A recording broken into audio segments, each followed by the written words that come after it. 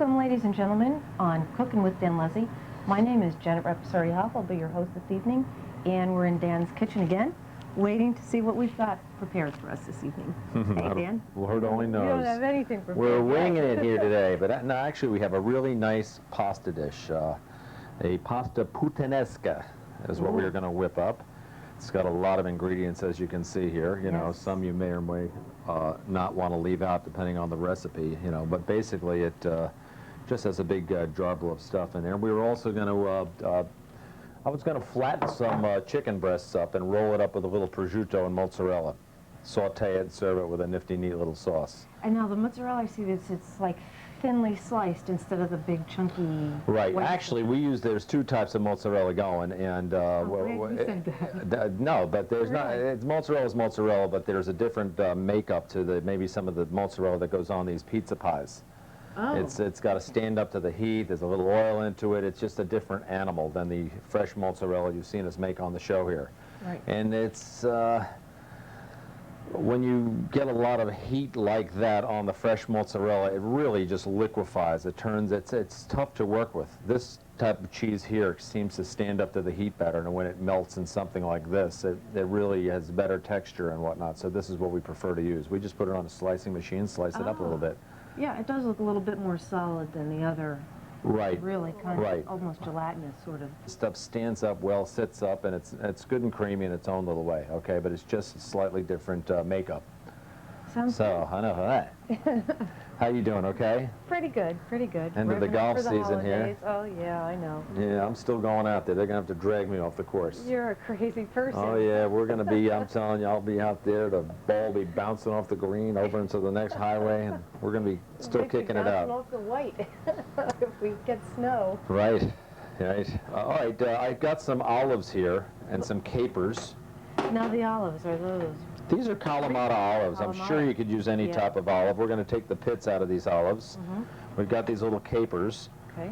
They grow on a little bush somewhere in central Italy. No, but they grow on a little bush. They're in the olive family. We've got some anchovies here. We're going to chop a few of these up, and we're going to mince them as finely as possible. A little garlic, some oregano. We got a little hot pepper we're going to toss in here. And we could have chopped some tomatoes up. We could do it with some plum tomatoes and chop them and make a fresh tomato type sauce, but I'm not going to do that. I've got our marinara sauce as a base. We use this as a base in a few dishes. And we're going to add, it's already got some garlic in it, but we're going to add a little olive oil to it.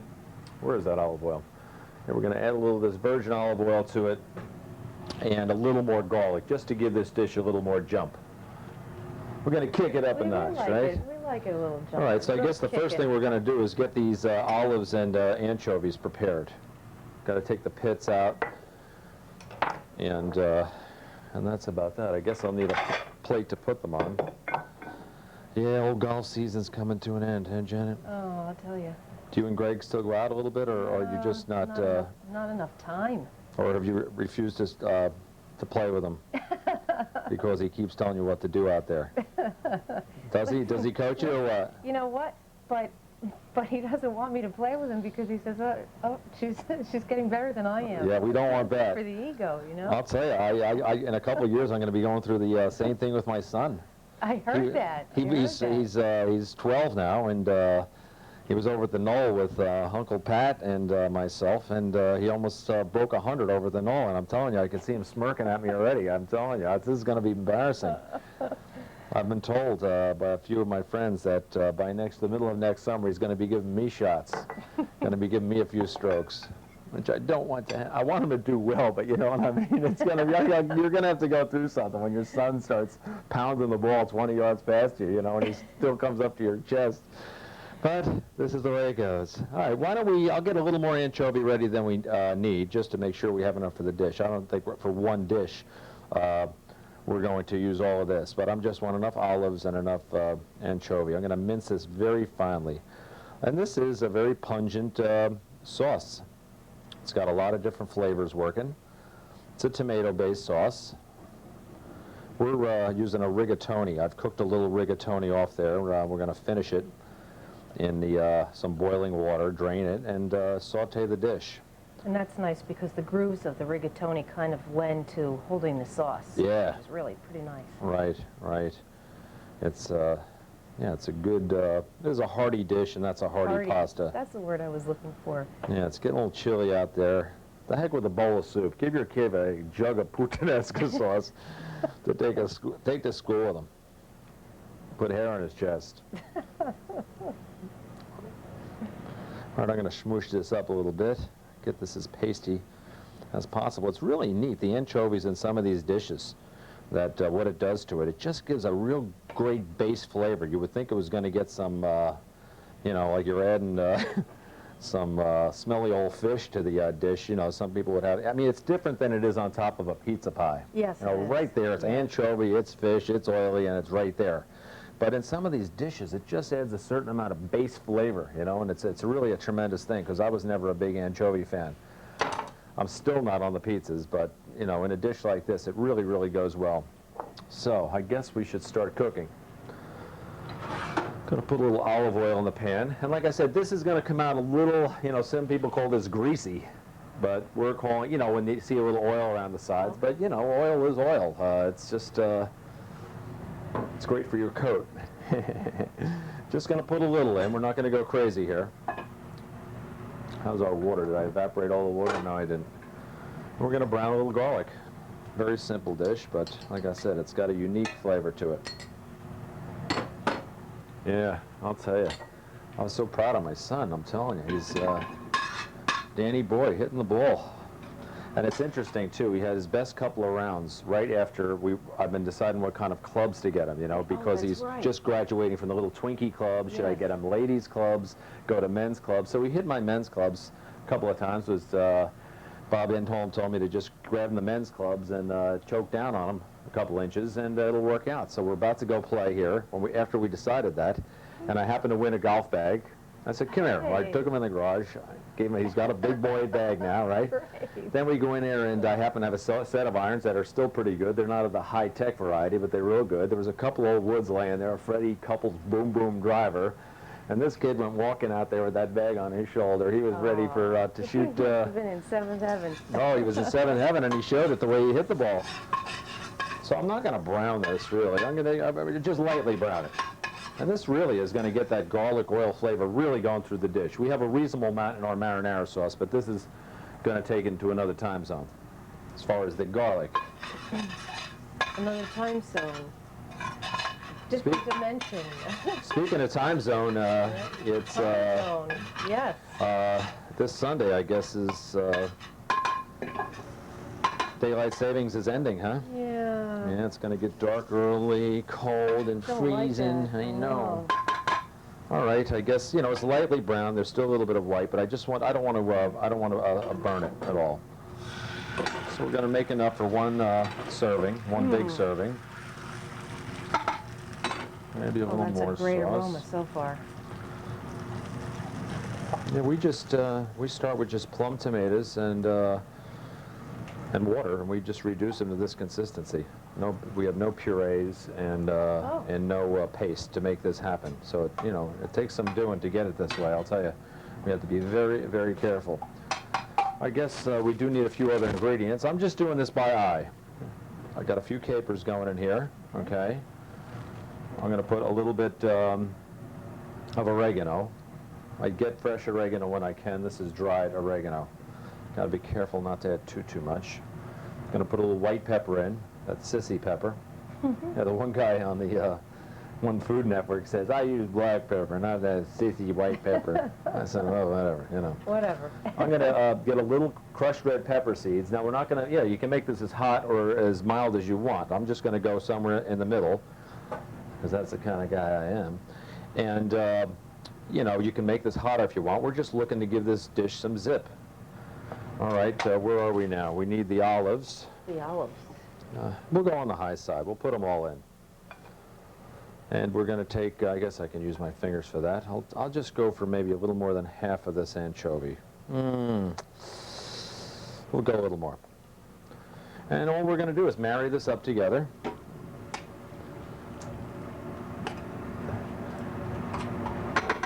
reduce it, kind of get the flavors together. I guess I could take some of this par-cooked rigatoni, get it in that boiling salted water.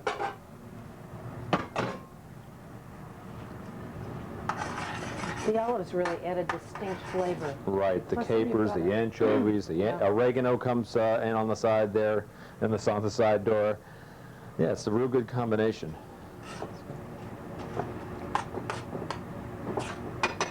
Alrighty, Janet. Now, I noticed you put a little bit of the sauce into another saucepan. Right, right. This is pretty tough to do if you had a large crowd or something that you wanted to serve the pasta to. But if you only had somewhere between 1 to 4 people, I really think this is a great thing to do with your a great way to serve your pasta. And that's to, you have your sauce that's hot over here. Basically, it's to dirty up another pan. This is what this comes down to. Because this way, what I'm going to do is get some of this sauce hot in the pan. I think the world of this. I think it's a great thing to do. We're going to get this sauce really hot. We're going to toss this drained pasta into this. Okay. Maybe I'll add a little bit of Kind of mix it Parmesan up a little cheese, and bit. right, the Yeah. sauce will start clinging to it, and we can use the rest of the sauce as a garnish on top. If you don't do that, you're going to have that, your bowl, water, white pasta, schlurg of sauce on the top. Or if you don't use this and you toss all the rigatoni into the this pasta sauce, you're going to only have, you won't have your little bouquet, your little garnish on the top. You won't have that. So dirty up another pan is what your old Uncle Dan says here. A couple of these broke, as you can see. Put a few more in here. I guess we don't, maybe I'll add a little Parmesan to start. You can always add more on at the end. You can even add a little dash of olive oil, but we do have enough oil in the pan here.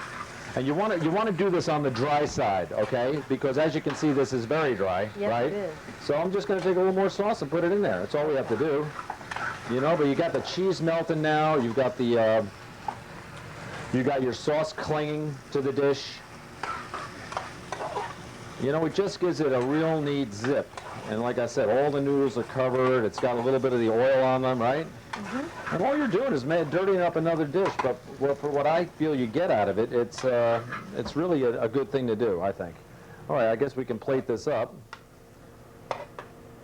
See how that is? All the noodles have color to them, and you have the... And this way then, like you're going to sit down, maybe you had a larger bowl, you had 4, a couple over for dinner, and you're going to have a pasta course, or you can spoon it out on 4 individual plates or 2, and you've sauteed it off using as little sauce to get the job done as possible, and now you've got your sauce left over that you can cover everybody's dish. And That's the important thing, sauce right. left over. Yeah. So you got When to you go. mix it, like you said, when you mix it with the, with the pasta, you wind up with not a whole lot of sauce because the Right. pasta just absorbs all that. Right. This is what you have to do to. You've got the proper ingredients and everything, and you want to put it together. And it takes 2 seconds between that and maybe having a little fresh parsley at your house. Boy, I'm telling you, you can make these dishes rock and roll. So we're going to put a little green on there. Maybe have a little green around the plate. There you go. Right. And you can do this to everyone's plate. This could be just an exciting pasta dish to serve. Then your husband can criticize it. You can blame me. But there we are. We have a little rigatoni puttanesca.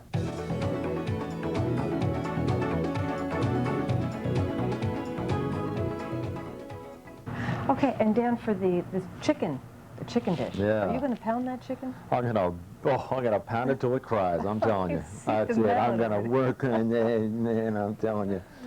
Forget it. Yeah, we're gonna We're gonna flatten the chicken breast, Okay. and we're gonna roll it up with a little prosciutto and that sliced mozzarella cheese, and then we're gonna attempt to cook it, and hopefully I'll be able to make it so that the cheese doesn't come oozing out the sides. That's the big one for me. I usually manage to mess that up, but it's a neat dish. It's a little ambitious for doing it at home, I guess, but people that are interested in cooking, I have a friend, Tim Adams, up the road here. He'll be watching this show, and he'll attempt to make this dish, which is good. But it's you have to be very careful with it also, because once you get like the chicken is going to be rolled and it's going to be in a tube. Oh, So we I just see. can't brown it and cook it and go like we would if you made a marsala type chicken or a franchise. The heat has to penetrate to the center, and while you're that's happening, you don't want to totally dry out the exterior, so you really have to mess around with the flame a little bit. Maybe start it a little lower, maybe with a lid, to make the heat really, really, get to the center. Okay, Dan, I think so. What you're telling me is if you don't have a lot of time or you're on the phone, you don't do this dish. History, forget it. This is not, this is not the quick one, that's for sure. So I guess what we're going to do is get the breast out on a cutting board, and we're going to split it. You notice we got a little fat we want to trim off there. You don't have to go crazy with it. A lot of it will cook off. You're cooking, we're going to saute this anyway, so there's no need to run the risk of using any. In fact, I'll leave that on. There's some there, there's some there, and I think that's good enough. We could hammer this out on this cutting board, but I think it'd be a little easier if I used some plastic here, some plastic wrap. Thanks. Put one piece down here. Oops, hate this stuff. Sometimes it just clings when you don't want it to cling, right? Doesn't matter which way, but I'll put them down. And I guess I'll put another piece on top of it. This isn't that difficult. The main thing is you want to get this thin enough so you can work with it, yet you don't want to hammer holes into it. Yeah, I was just going to say, so Right. the purpose of the saran wrap is to not do that, not mallet it into the. Uh-oh, I think it's going through the table. Right. You could pretend this is one of your arch enemies if you have one, and you're working on the. It's like when you're driving the golf ball. You almost visualize your mother-in-law's picture face on there and go, oh, what I'm going to do. But my mother-in-law, she's a wonderful lady. Your mother-in-law is a great lady. Oh, she's a peach, I'd say. She's Yeah. wonderful. All right, and you don't want to, just hit it so that you can see it moving. You don't have to get this done in 2 seconds flat. And if you're not sure, go a little more. Go a little more. It's better if it's a little thinner. Got more room for error. And you can touch it to see if it's thicker in one spot or thinner.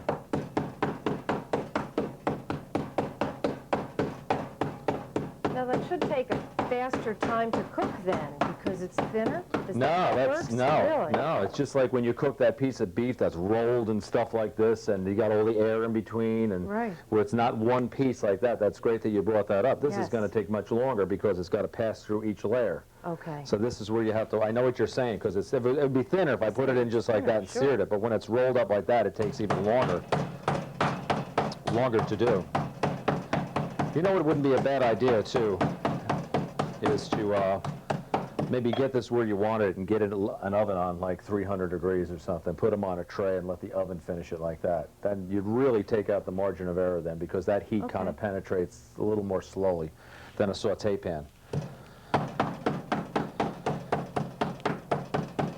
Yeah, I think I said it on a couple other shows that people don't use their ovens enough, whether it be getting plates hot or having it on just to keep some dishes while you were finishing something. Having that oven on, having it at your disposal. You're not totally ready yet. You've got something. It's going to get cold. Put it in the oven. Put the oven on 175 degrees.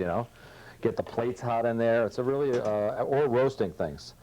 I just think it gets overlooked. Everybody wants to get out on the grill. I guess it helps to have a fan in your house, So that's true. Fans are big. Fans are big. So here we are with our little We're into fast chickens. stuff. Microwaves. Well, you got to go the local takeout for that one, right? All right, we do have a couple of holes in there. You got to watch out. Now, let me see if I remember correctly. I have two ways of doing this. I can either just roll it, or I can make a little purse, a little pocket. I think what I want to do is roll it. I like that. I'm going to take this cheese and try to get it towards the center if I can, because I want to tuck it in, and you want to, you don't want the stuff oozing out on you. I'm going to roll it this way, so they're a little thicker, and I guess we don't need all of that cheese. I'm going to try a little prosciutto. Now, when you get prosciutto, these cold cuts always get the cold. Do what you want. I mean, if you want a brick, do whatever floats your boat. But you really have to tell some of these people at the deli counters to Slice these Slice it cold cuts thin. It's really, Yeah. really important, I think. I mean, the difference in, we had some Genoa salami at a party at my mother's house, and we picked up, this guy got some salami there. I'm telling you, this stuff, but they were like hockey pucks. I mean, it was ridiculous. It was incredible. I wanted to get him on the phone and let him know what I thought of that deal. All right, now we're going to take this and roll it up. And no, I got to season it. Season it. Dan, wake up. Wake up. Dan, why didn't you tell me? I know, I I'm would have sorry. reminded you. Gonna put a little salt there, not too much because the prosciutto is salty. A little of the Sissy Mary pepper, a little white pepper. I could use black pepper for this one, of course, because it's you're not going to see it. And I'm going to put a little Parma cheese in there too. That'll give it a nice little Right, zing. a little Parmesan. I'm partial to Parmesan rather than the old Locatelli Romano thing. I just have a minimal amount of uses for that cheese. So I'm going to roll it once, and maybe I'll, put those flaps in there a little bit. All right? Now, are you going to be using toothpicks or string or anything I hope like I that, won't or need does them. it, I hope I won't need them. Okay. You're going to know when they get in the pan whether I'm going to need them or not.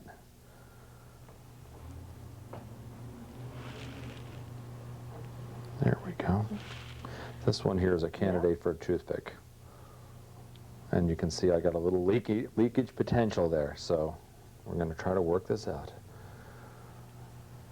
It's been a little while since Uncle Dan did the old rollatine.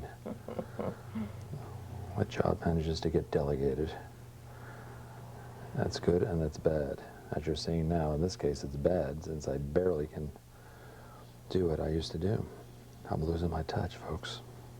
Well, listen, I wouldn't feel too badly about that, Dan. I saw Emerald one time, and he was doing a wrap. Yeah. He had a couple of wraps already made up to show you what they were supposed to look like, and they looked fabulous, and he wrapped it. He wrapped and it looked like two hot dogs, right? It was a loose thing. Oh, my Lord. It wasn't good. And he's good. Those guys are really good, aren't they? He's some character. He really gets his fans going, too. All right, I'm going to start out with a little bit of oil in the pan. And I didn't put the virgin olive oil in there. I'm going to finish it with a little butter. You know how I feel about that. I know that. And I'm going to flour these. I have our flour down the other end. I guess I'll just run down here for a second. Going to put a nice amount of flour. We can always puff it off, so you want to have a lot of flour there. Dredging it in the flour, I guess they call it.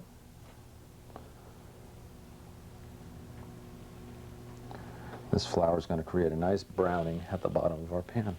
I'm going to place them in, like so. That's more than enough oil. I might be tossing some of that out. We'll see. Now this flame, I'm going to take this flame and run it down to about 2/3 like that. Run it down to about 2/3 and let the heat come up gradually. I don't want to, there's different ways of attacking this. I could have seared it quickly, browned it, then put it in the oven. I like to make this, a little more than low. It's about half, and make the heat come up a little more gradually because I think it's going to penetrate a little more deeply and more quickly without burning the outside of it. I'm going to wash my little patties off here.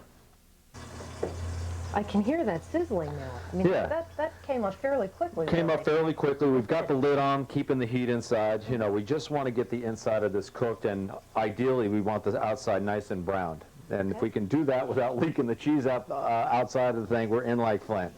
And so you know what the cheese does when it comes out? It gets to the bottom of the pan, and whatever I did with the flour to brown the dish, to flavor the sauce, it takes it up. So now the sauce doesn't have that character. That's almost too high there. We'll leave that. We'll try it. We'll try that flame. We can always steam a little bit, afterwards.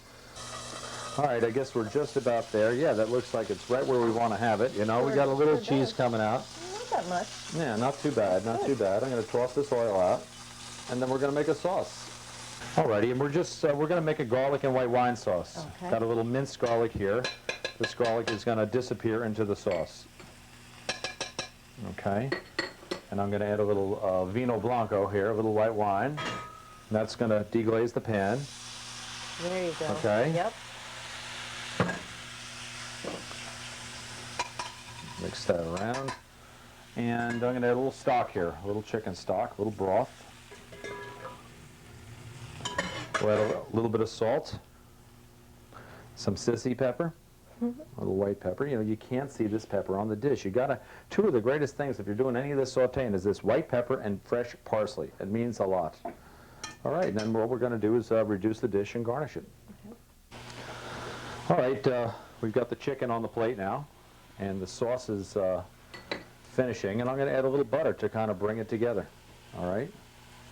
Oh, thicken it up a little bit. Thicken it up, enrich the sauce. We took the oil and tossed it out. And you can see I've got some shrapnel, a lot of little debris. Some of the cheese I didn't want to have, right? Oh, very, very little. Very little, but, you know, there's ways of getting around that, too.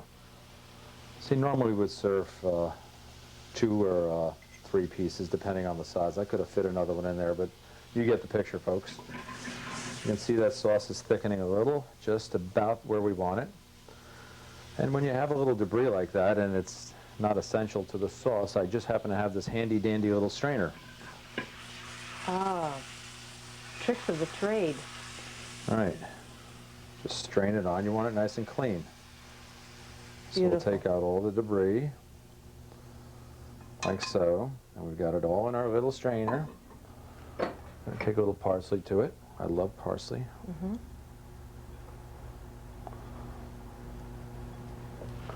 And I'll put a little garnish on it also. Put that al centro. And there we have it, a little chicken rollatine with a white wine and garlic sauce.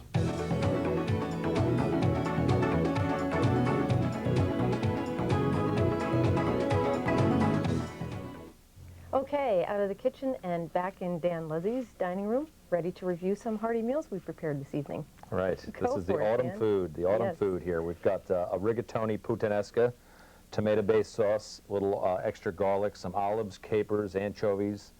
What the heck else went in there? A little don't zip know, of some hot everything. pepper there, give it a little zip. We flattened out some chicken breast and rolled it with some prosciutto and mozzarella, chicken rollatine. And we sauteed it and served it with this delicate garlic and white wine sauce. Great. And there we have it. There we have it. Well, thank you again, folks, for joining us this evening. We hope your holidays are healthy and happy, and looking forward to seeing you next time. Good evening.